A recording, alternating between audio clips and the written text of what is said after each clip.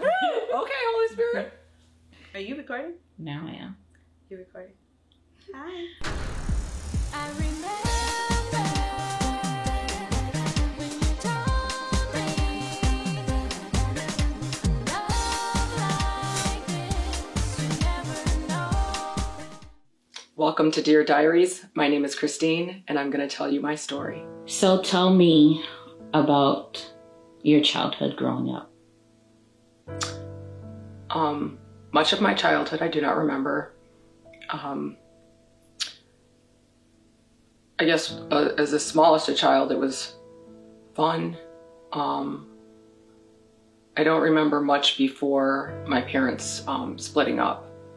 When they split up, we moved to the Upper Peninsula in Michigan, to a city called Houghton.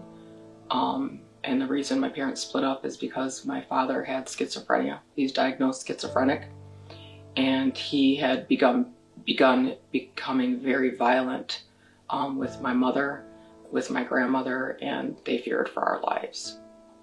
So that's most of what I remember from our biological father.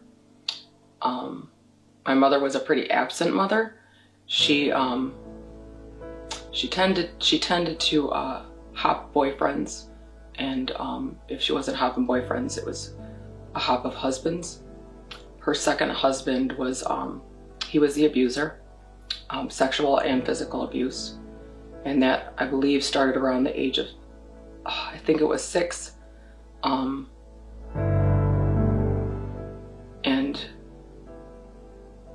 it was not so good. They moved us to New Rochelle, New York, and that's when the physical abuse began. I remember, I don't know what my mother wouldn't do for him, but him dangling me out of the second-story window in our apartment building. I imagine probably that things didn't go well there. I remember going to school and having the principals. I was in their office a lot because I had bruises often.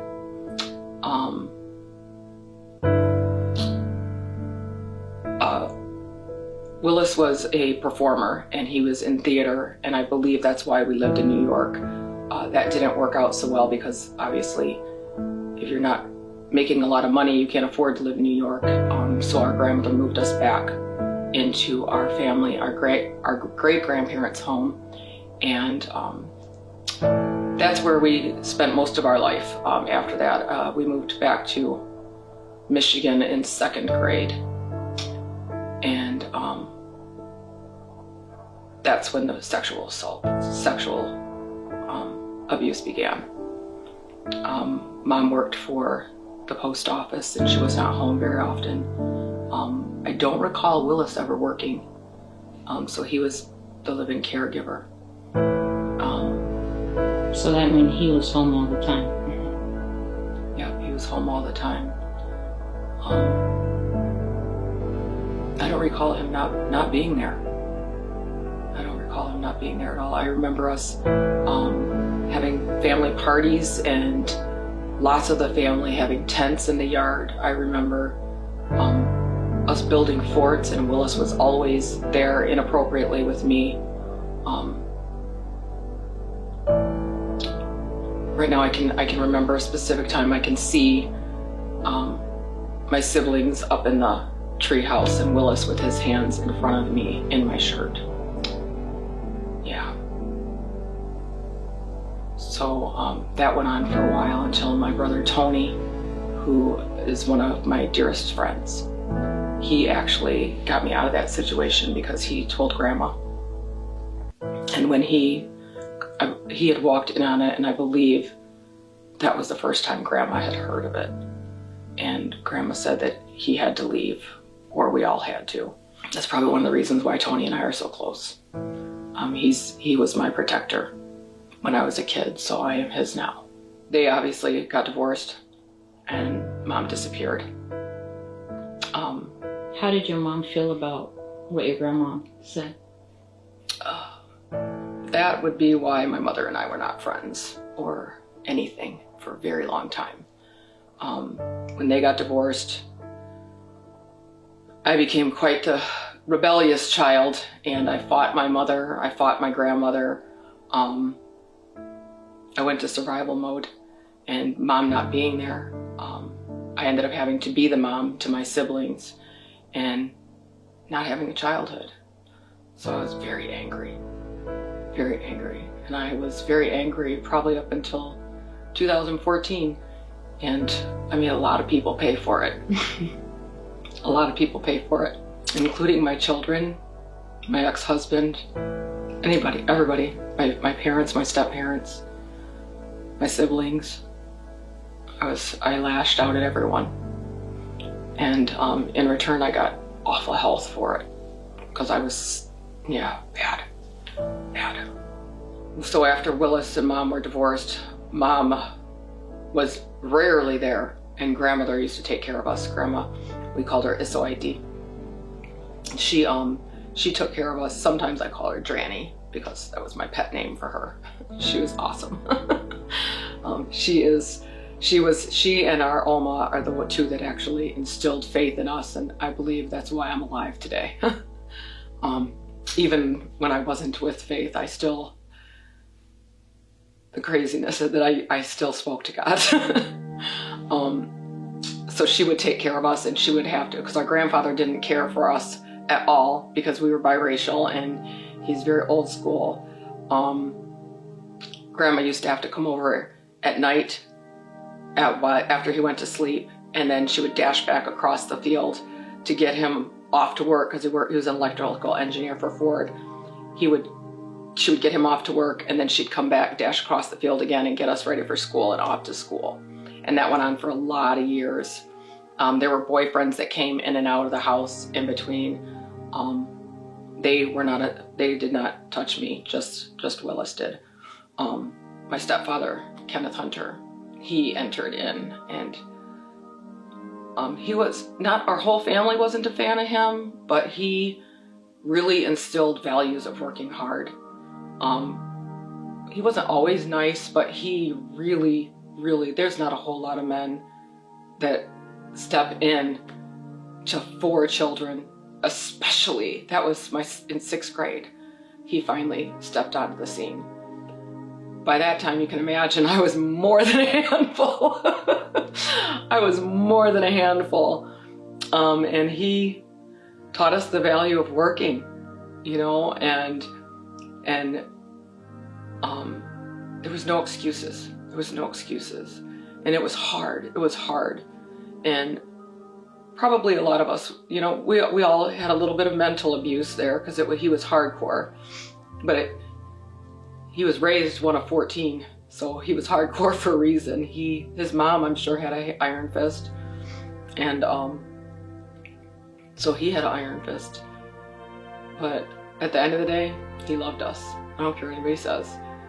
Wasn't always nice, but he was always there. He was always there for the birth of all of my children. When my mother passed away, he was always there. So even in his worst, and out of respect for him, and he's deceased, and because I know he did his best, I won't go into that, but he did his best.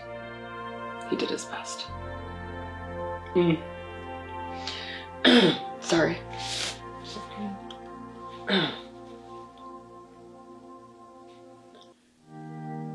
Yeah, Kenny was the man that got me through high school. He had me do track. I hated running track. I hated it so much. He totally hated that I loved music. He hated it. He said I was wasting my time.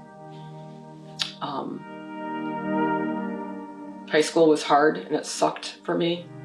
I did not have a lot of friends. The friends that I did have were very, very good friends. Ride or dies. I grew up in an all-white community. So when we lived in New Rochelle, it was all blacks. And I didn't even know that I was white until they informed me by calling me a not so pretty word for white people. And then moving back to Pinckney, they called me a not so pretty word for black people. And so I was very confused on top of being angry. So, like I said, everybody had to pay. Everybody had to pay. I was a pretty good, on the outside I looked good kid. I taught Sunday school, and I was a babysitter, and I even did nannying, and I worked at a horse farm.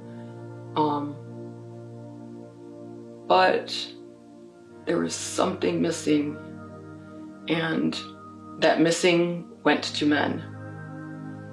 And so I started becoming promiscuous at the age of 16. That was another not good situation. That was with a man who took my virginity all the way, and he was considerably older. And then other men that were older after that. And I guess when you think of it, it was kind of selling your soul, because it was the only way that I thought I could get love.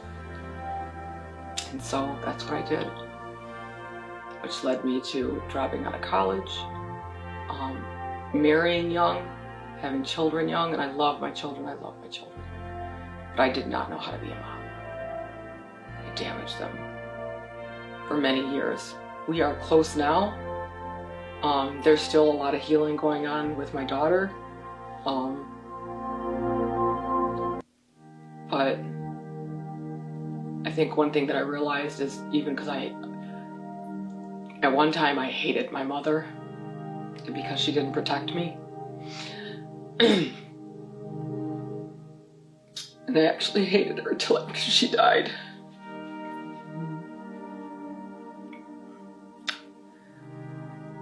And I thought I had forgiven her. I thought I had forgiven a lot of people, until a few years ago when I was listening to Joyce Meyer speak. And I had heard her tell her testimony so many times. And this one time I was on the treadmill at the gym, and I was watching something, and it was probably, I don't even know, maybe the 20th time I heard her testimony. And I heard her say that she forgave her mom and her dad, and she forgave her dad because she realized that it wasn't him that was raping her. It wasn't him that had molested her, and that it was a spirit of perversion. And I was like, wait, what? Oh, wow. And to step back and think that my mom had insecurities as well, because my mom had me when she was 17. And she was basically abandoned by her dad because she was having black children. And I'm not saying my mom was a princess, because my mom was, not the best kid either, I'm sure. She put my grandparents through the ringer. But when you start thinking about how your parents are healing too, like what happened to them. And I can't remember, I think I was reading a series somewhere around that time by Karen Kingsbury, and it's about this Baxter family. I recommend it to everybody. It goes through all these things that this family went through as a family, and how they would just kept forgiving each other, and it like opened up doors for me to say, wait a minute, I don't want to be this way, and that was after doing the drugs and after being a stripper, and I did it doesn't even make sense, the things that I've done. It doesn't make sense. It doesn't make sense.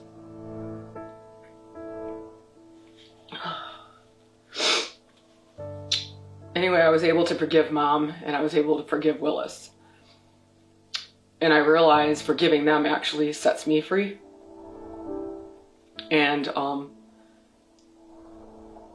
is it always easy for me to forgive everybody for everything they do? No, and sometimes I lose my temper. Sometimes I get so angry, and I know that you can't take words back, but I have ruined a lot of relationships with my words. A lot. Back to the promiscuity. I got married young. I had Jocelyn, I was 20 years old. I got married to her father. She just turned 3 when we got married. No, she just turned 2. I'm sorry, she just turned 2. That marriage should not have happened, and my mom tried to talk me out of it, but moms are stupid. They don't know anything anyways. So I did it anyway. And that sped up because we were supposed to get married, and my mom died 2 months before we got married. So we ended up going and eloping. The only drugs that I had ever done before my divorce was I had smoked weed and I had smoked hash. After I divorced, I think that I was trying to be a child. And I became a stripper to pay for divorce, to pay off my debt. And obviously after becoming a stripper, that was the spirit perversion in me, because I had been molested and I had just been giving myself away. So what was one more thing, right? And if you're going to pay me, even better. I was introduced to cocaine. And you can do anything when you do cocaine. And if you can do anything on anything, that's not good. It's not good. Someone once asked me if I was ever a prostitute. And in the traditional sense, I would say no, because I never sold sex. But if you are stripping on a pole, you're selling sex. It's foreplay. It's pornography. If you are having sex for someone to pay your bills, you're a prostitute. There's just no way around that. You are trading sex for services, which is a prostitute. And that probably will upset a lot of people, and that's okay. That's okay. We all deal with things when it's our time. Because I would have fought somebody at one time and said, that's not true. That's not true. And now looking back, I can see, actually, I was not nice. I was not nice. Realizing that those were people's husbands. Those were people's fathers that were coming to those strip clubs watching me. And they were taking time away from their family to come watch me. And spending thousands of dollars to come watch me. The cocaine got really, really bad. And I almost died from an overdose. I have a scar across my abdomen to remind me of that stint. That was an abdominal hemorrhage in 1999. They had told my parents and my ex-husband that I had a 5% chance of living. 13 days later, I was leaving St. Joe's in Ann Arbor Hospital. And Dr. Robert Mazzio was my physician. And he doesn't know, but he planted another seed, reminding me that I'm supposed to be on this earth. And I listened, but I didn't embrace it when he said it. And he told me when he was discharging me, there is no reason you should be leaving this hospital. No one leaves a hospital from an abdominal hemorrhage. You are bleeding from your abdominal wall, and there is nothing we could do to stop it. Whatever your purpose is, this is when we as surgeons know that there is a God. I suggest you find your purpose. There was a woman that was in the room with me on and off my whole visit. And I've told a couple people this, and I hesitate because I always fear that someone's going to think that I was crazy. But this woman was supposed to be a nurse. And this woman sat in a chair in the corner almost every day while I was there, but never when somebody else was in the room. And I believe she was an angel. I believe that she was there praying the whole time I was in there. Every time I went down for another CAT scan, every time they did another blood draw, every ultrasound that came in because I couldn't urinate. And she was gone when they discharged. And I never heard from her again, never saw her. And I don't remember her name. but I still see her. I still remember exactly what she looked like sitting in that chair. But even then, I went back to the boyfriend at the time. I went back to the drugs. I went back to the rough life. I went back to stripping. Even then. I'm not sure exactly how the change happened for me. If there's any real such thing as natural, it's definitely supernatural. Because for some reason, I started dancing less and I started getting real jobs. I was working at a car dealership in the accounting department. And then I decided that I was going to try to be a flight attendant. And I don't even know how that even came about. I think somebody may have come into the car dealership and told me about it. But I remember on the way to the interview, I made it to the second round of interviews. And on the way there, I just said, Lord, if you do this for me, I'll quit doing drugs. And he did it for me. And I stopped doing drugs for a few years. Actually, from 2001 to 2010. Maybe 2011. 2010 or 11, one of those two. I was drug free. I drank a lot of alcohol still, but I was drug free. And then I got into a bad relationship again. I got sucked right back into that lifestyle of doing drugs and drinking and partying, and unfortunately, I went through a bad phase, and it was several years until God intervened again. And this time he intervened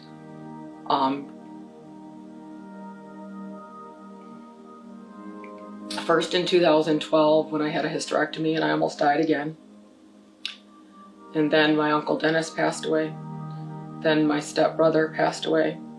And then my stepfather Kenny passed away. And it was all inside of, I can't remember if it was 6 or 8 months. I think Dennis was April. But I got really bad with drugs and alcohol again because everybody was dying. 2014, I decided I was sick and tired of being sick and tired, because now it was not just affecting me, but it was affecting my children. It was affecting my job. It was affecting my health, my weight. And I was deteriorating pretty quick. I was having heart problems, and starting to have cardiac profiles and go and do stress tests every 6 months, I think it was. And so I decided I would start getting healthy, but I still didn't get out of the relationship that wasn't healthy for me. And I don't blame that person, because, to be clear, I have my own body. I have my own mind. My decisions are my own. And it's important that I share that, because any women that are hearing this, you only give away your power if you give away your power. No one can force you to do anything that you don't consent to give them to. And I'm not talking about if you're raped, because obviously I didn't ask to be molested. But if you are doing drugs, dude, run, because that ain't from God. That ain't. And it took me a while to let that go, because again, that insecurity of nobody else wants me. I'm just a drug addict. I'm just a drunk. Who's gonna want a woman with 3 kids? You know? And I really bought into those lies for a long time. I had very, very, very low standards. And I took a lot of mental abuse from a lot of people. In 2017, on my birthday, I got a call from my best friend. When I say best friend, I mean best friend, like real best friend, not the kind that you just meet a couple of days ago and all of a sudden you're BFFs. Tanya.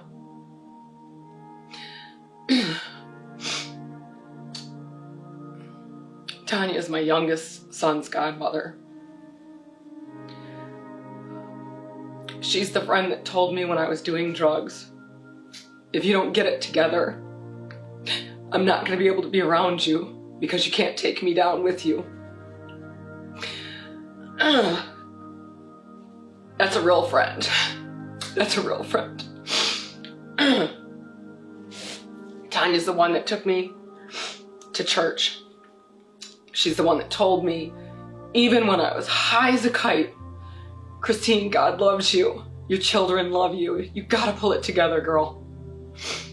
And when I did have it together, and I couldn't find employment, she's a friend that had me live with her, not just me, but me and my 3 kids for a year while she helped me by watching my kids so that I could work 2 jobs and get my credit under control and get the money to get there to get back into an apartment and eventually buy a house. She's the best friend that told her husband before they were married, you think my dad's scary, you gotta meet my best friend Christine. She's the one you really gotta make sure that likes you. She's the one that drove up for my surgeries, for every surgery I ever had, hysterectomies, kidney stones, elective surgeries. She was there. She was my ride or die. We were there for each other's divorces. We were there. So when she called me on my birthday, November 21st, 2017, I knew something wasn't right. And she told me that her cancer, no, she said, I can't breathe. I said, why do you sound like, and at the time I swore, I dropped the S-bomb, I don't swear anymore. And she said, oh girl, I've been in the hospital since Friday. I can't breathe. And I was like, what is going on? But God had told me that her cancer was back. November 30th, she called me FaceTime and told me that it was confirmed cancer, stage 4. It had metastasized to her liver. And I can still see her face when she said, how does it feel hearing me tell you I have stage 4 cancer? And of course, I'm the cheerleader. I'm like, we're gonna fight it. That's what we're gonna do, we're gonna fight it. I did the research and you can have up to 5 years. I was ready. She wasn't ready. And I heard it in her voice when she said, can you just shave my head?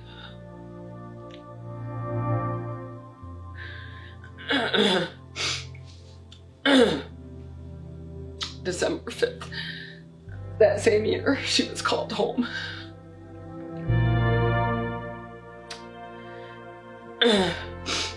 While we were all standing around her body, all I could do was just stand there and look. And everybody deals with death differently, but for me, that was the last death that was it. That was it. And I stood there knowing that I was rising in this hour because there had been too many attempts at my life.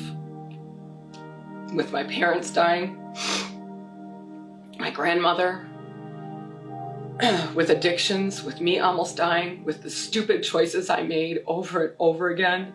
And I was just starting to get things right, just getting healthy. And I was like, there's no way. I have been healthy for 3.5 years. And I was still partying at the time. But I was like, I'm done. I'm done. And I remember I posted on Facebook, I don't want to be sad anymore. I'm not going to be sad anymore. That year we had gone to my friend and I had gone to a concert, a 444 concert. And that night, even before I knew about Tanya, something was different. something was different because I didn't want to party anymore. I just didn't want to. And then the desire started going away more and more. The following fall,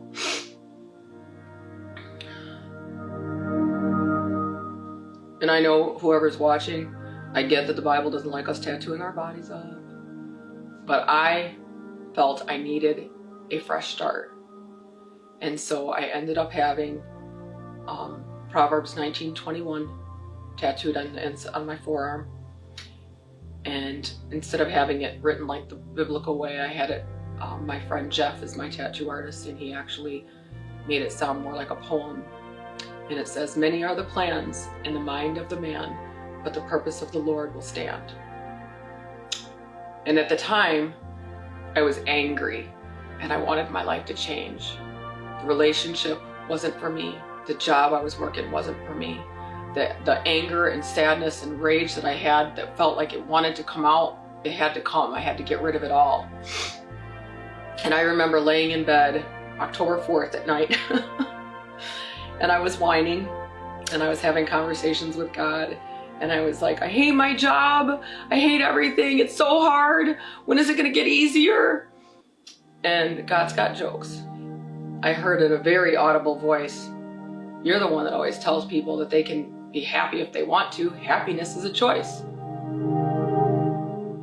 Do it." I was looking around like, I'm sorry? And then I realized that, no, I really heard that. And I'm not crazy. I mean, I am, but not for that reason. And then I heard, you're going to get up in the morning and you're going to go to the gym and you're going to carry on like nothing is happening. And so I did. Oh, and I also said to God, I can't just quit my job. I hate it, but how am I going to pay my bills? Well, at 3 o'clock on the 5th, I got laid off. And I would be laid off for almost 7 months so that I would have to lean totally on God for everything, everything, everything. And when I finally got a job again, I had $17 left to my name. Oh, and I'll tell you what I learned is, man, won't God do it? Because I felt like I slid right into home base. Because I was like, oh, thank you, Jesus. How are you gonna pay the bills if you've got $17 left? And that was a good part, but the best part is actually the people that I met during my stint of unemployment. The trials that I went through with betrayal, with people that I thought were my friends, showing up. And I can't even say it like a bad thing because they showed up and God showed out. I worship with a group with the Lion's Den mission base here in Fort Lauderdale. And had I not got unemployed, had I not been laid off, had I not come down to Florida, I don't know when I would have met this family. And it's crazy because that was in 2019. And at the time I had my medical marijuana card and I was still medicating at night because I was still having a little bit of dreams from Tanya's death and being traumatized from that. And in August, one of the girls invited me to fast with them. And I didn't even realize you fasted for God. That's number one. All the years that I was raised in the church, I was never taught that was even a thing, or much less the importance of it.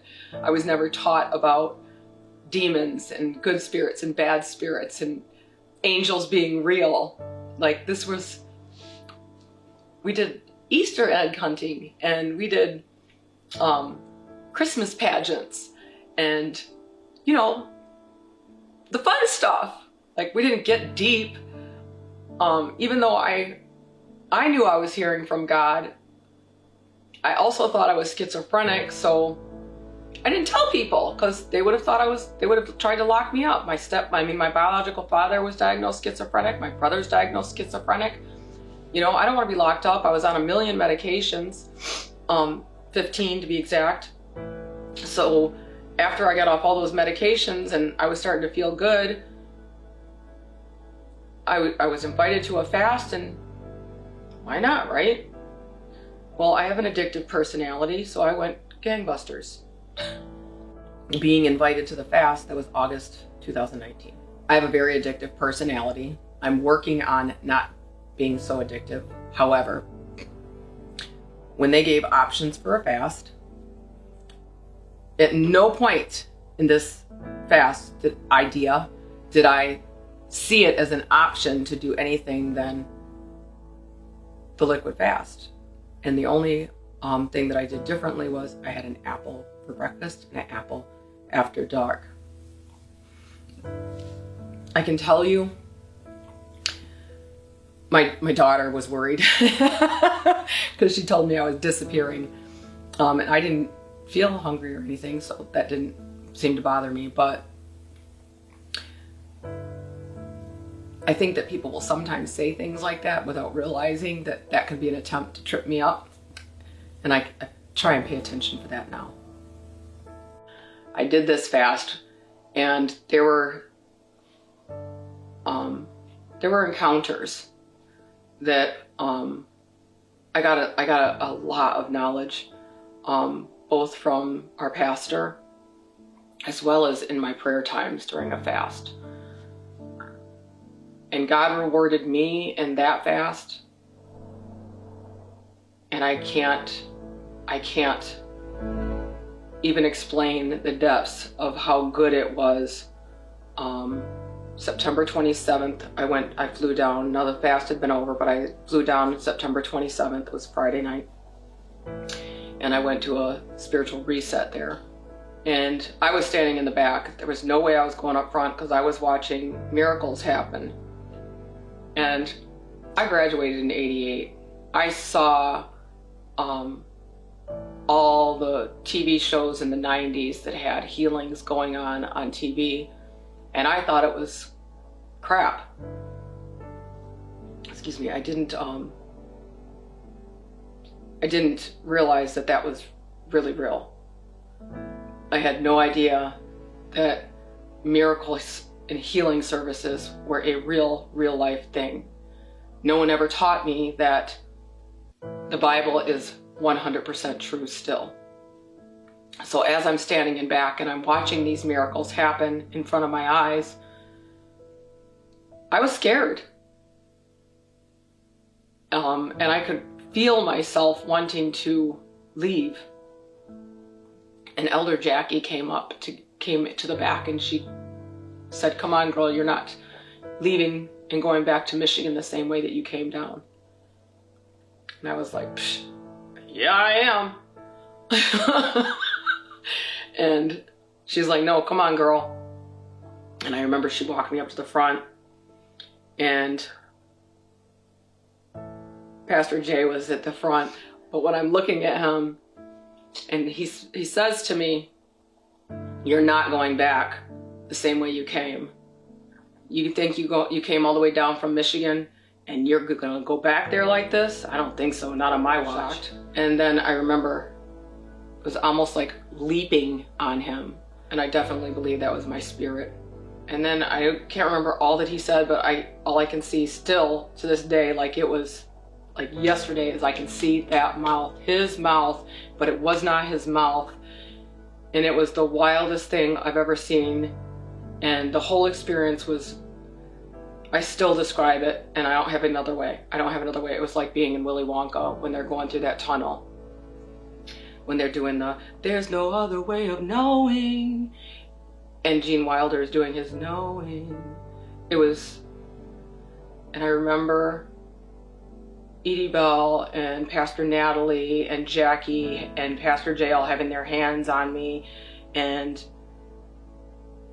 I can hear the voices in my head telling me what to say, and then the other voices telling me not to say it, and then it was getting louder and louder and louder until all of a sudden I can feel it, just words coming out of my mouth. And I still remember it was Aste Testerusa. And it was the craziest, wildest thing because I thought it was fake. I really believed that those were my words and some jumble that was coming out of my mouth. But I would hear it again after that. And I would hear it again after that. That was a gift of tongues. That was me receiving Holy Spirit. That was deliverance. All the way. It's hard to explain how I had already known that I was hearing God, and I had been sharing with a couple of people at the den that I was hearing God, and they had been directing me on moving and what to pack since April, earlier that year.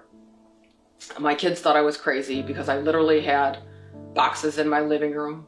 I was getting rid of clothes. One of my girlfriends in Michigan was watching me pack. My friend's father had been witnessing it, and I had been discussing it with them. Always share, because when God tells you something, you got those people who know your testimony. They know, and it cannot be denied because you put it out there. As I was studying more, obviously, I'm sticking around now because this is a real thing. And I know that there's other people who, if I'm going to be crazy, at least I got a family to be crazy with, right? And they're invested on not telling me that I need to tithe to them, not telling me that I need to do this, that, and the other. I'm being taught in that hour, and still, you need to hear God. You need to hear God. You don't need to hear me, you need to hear God. You need to hear God. That's where you're safe. And being able to have a place where you can talk about you hearing from God, so that it's getting more and more powerful. So that the next fast, I went to eat my edible for the night, and I heard God tell me, no, we're done with that. I'm done with that. Well, how am I going to sleep? You're done with that. And I have not touched a single thing. Not an edible, not a Vicodin, not a nothing since then. And I'm almost 3 years cigarette free now. There are miracles. And as you grow, as you choose to grow, and you choose to get rid of, and people act like getting rid of stuff is a bad thing. Dude, we get rid of garbage all the time. We throw it right on out. And these bad habits I had, they were garbage. They were garbage. The lifestyle I was leading was garbage. It was beneficial to no one. And as I surrendered, I began to hear God more. Since I've moved down here, I have healed even more, because I have done a couple of healing sessions with Dr. Verna Barabug. I recommend her highly. I got to realize and discover that actual healing is talking about it. And I don't have to be this bad that has to take on the world all by myself. I've gotten to learn that I can be a jerk, and God already knew I was going to be a jerk. And he's like, look, dude, you were a jerk. I need you to fix it. And it's okay to fix it. I'll be bold enough to say that a year ago, when we were going to do this testimony and post it on Facebook, I couldn't do it. I couldn't do it because I was afraid of what other people might think. I was afraid that my family would disown me. I was afraid that I would lose my job. I was afraid that people would judge me. I was afraid. Last fall, God told me that I would be sharing my testimony publicly. And I let Beebs know, and she was totally open to it. The other night, I let Beebs know that I had heard that we were gonna, I can't remember if we were redoing it or if we were redoing it, right? Yeah. The other night, I was talking to Beebs, and God told me that we were going to be sharing my testimony, and the anniversary from the last post was March 5th. Well, I'm Christine, and I struggle with pride still, and I struggle with the spirit of fear and intimidation.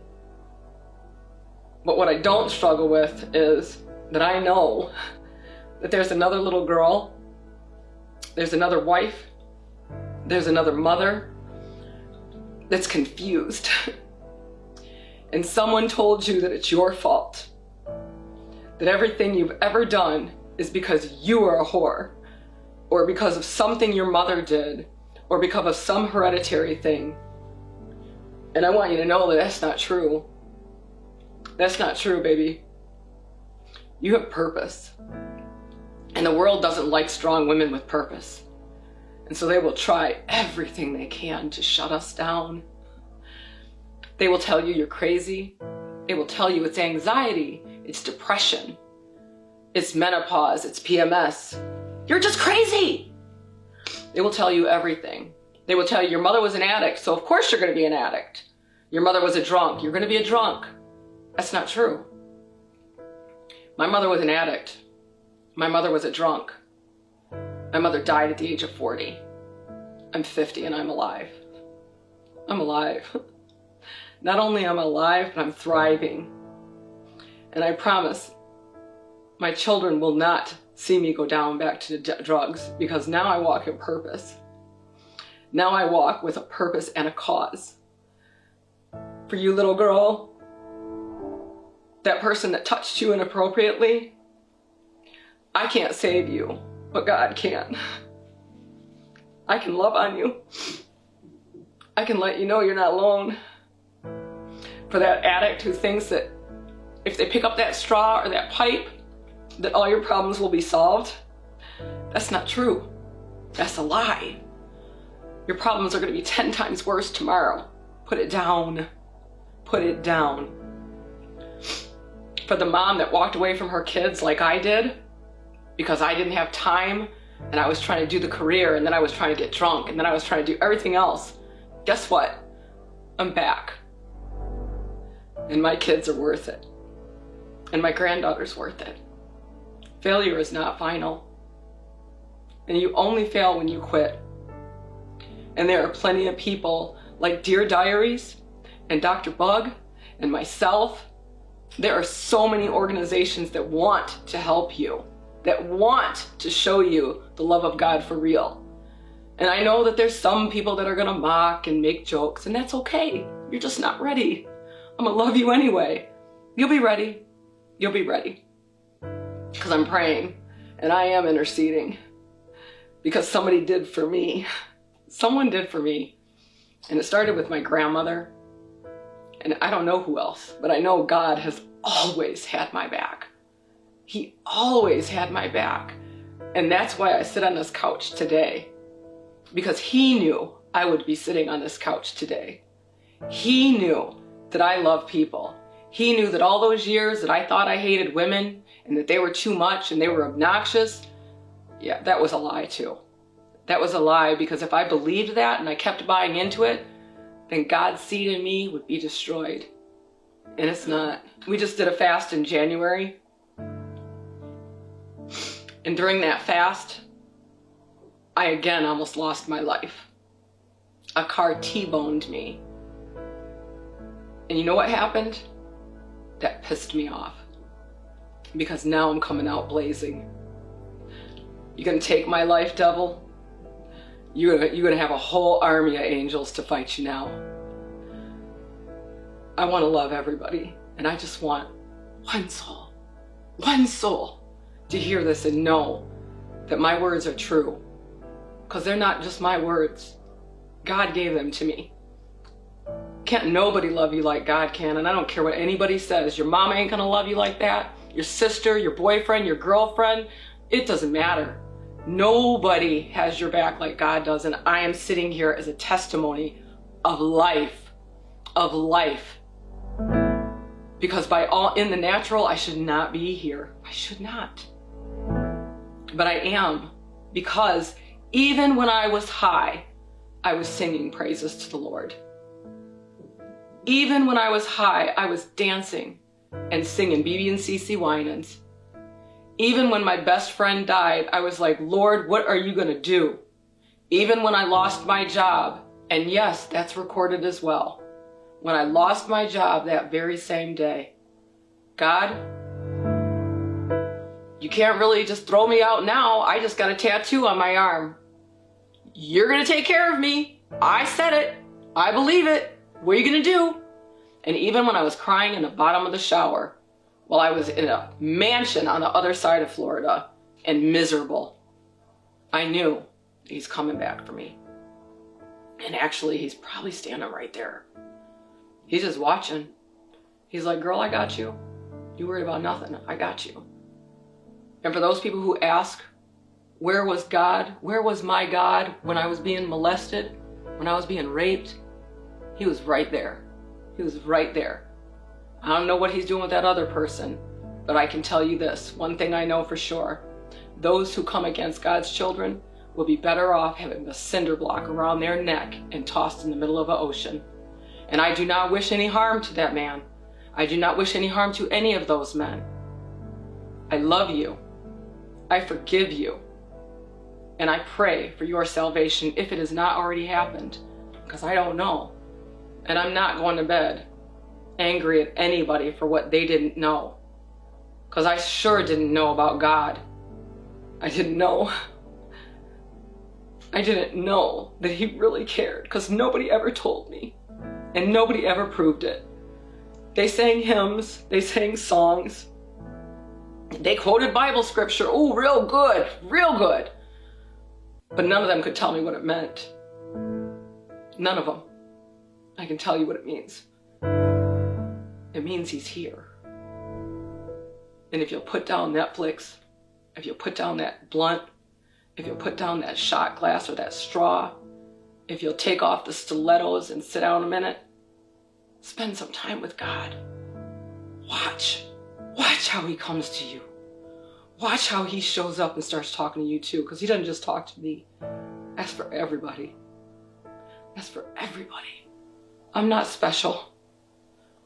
I'm not special. Not any more special than you. Know this. Please know this.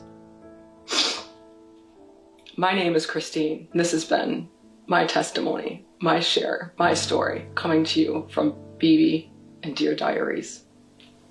I love you. Hello.